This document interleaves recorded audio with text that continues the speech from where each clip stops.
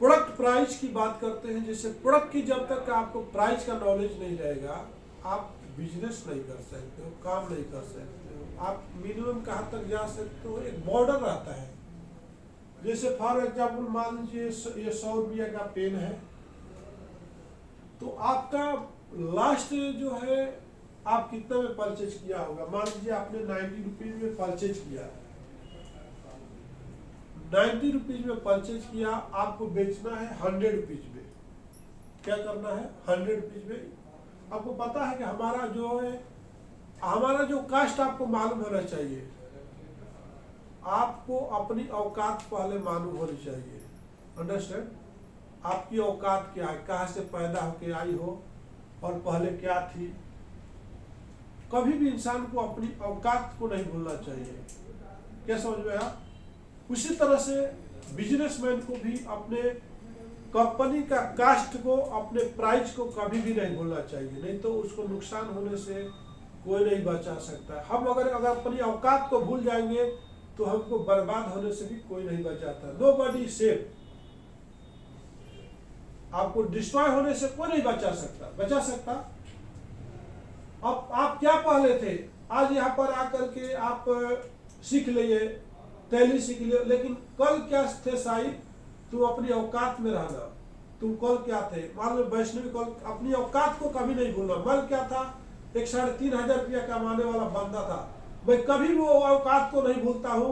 मेरे पास गाड़ी है, बंगला है, प्रॉपर्टी है गांव में, लेकिन आज भी मैं अपने औकात में रहता हूँ, पैदल चलता हूँ। इंसान को कभी भी अपनी औकात को नहीं भूलना चाहिए। उसी तरह इंसान को, अपनी मार्केटिंग वालों को कभी भी अपने कंपनी का कॉस्ट को नहीं भूलना चाहिए कि हमारा मैन्युफैक्चरिंग कॉस्ट क्या है और उसको कितना पर बेचना है। बात समझ में गया। कभी जरूरत पड़ा पैदल चलते थे, साइकिल पर भी चल दिए। कभी जरूरत पड़ा बाईसाइकिल पर भी चले गए, कभी स्कूटर पे भी चले गए, जरूरत पड़ा तो मारुति पे भी चले गए, और जरूरत पड़ा तो ट्रेन में चले गए, और भी जरूरत पड़ा तो कभी फ्लाइट में भी चले गए। लेकिन हमेशा फ्लाइट में चलोगे तो तुम्हारी औकात का भी याद रखना। उसी तरह से आपका जो औकात है, आपकी जो औकात है, आपकी कॉस्ट है। आपका जो कॉस्ट है, आपका मैन्युफैक्चरिंग कॉस्ट 90 रुपीज है। आपका पीवी सेवास्टॉपर का मैन्युफैक्चरिंग कॉस्ट 40 रुपया पर केजी है आज के डेट में। अगर इसको 40 में बेचोगे तो क्या होगा, बर्बाद हो जाओगे। आप अपनी औकात को भूल गए, इसलिए आप बर्बाद हो गए। मैंने अपनी औकात को भूल गया, इसलिए हम बर्बाद हो गए। बात समझ में।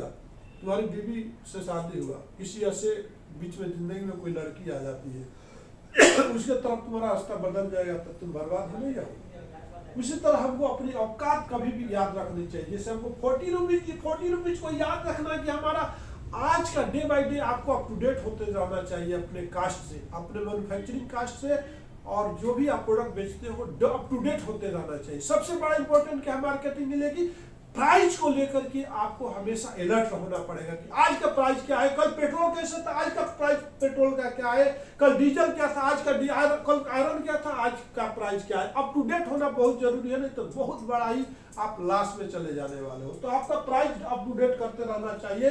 कोटेशन देने से पहले आपको अगर प्राइस की नॉलेज नहीं तो अपने सीनियर से पूछिए, अपने ओनर से पूछिए, आखिर इंक्वायरी है इसको प्राइस देना क्या है सर। कभी भी बिना, और कस्टमर को अप टू डेट करते रहिए सर। कोई भी आपको पहले वाला रेट पे आप परचेज ऑर्डर देने की कोशिश मत करो। स्टेटस में डालते रहो, every day increase the price, every day increase the price, not please don't release the purchase order previous quotation.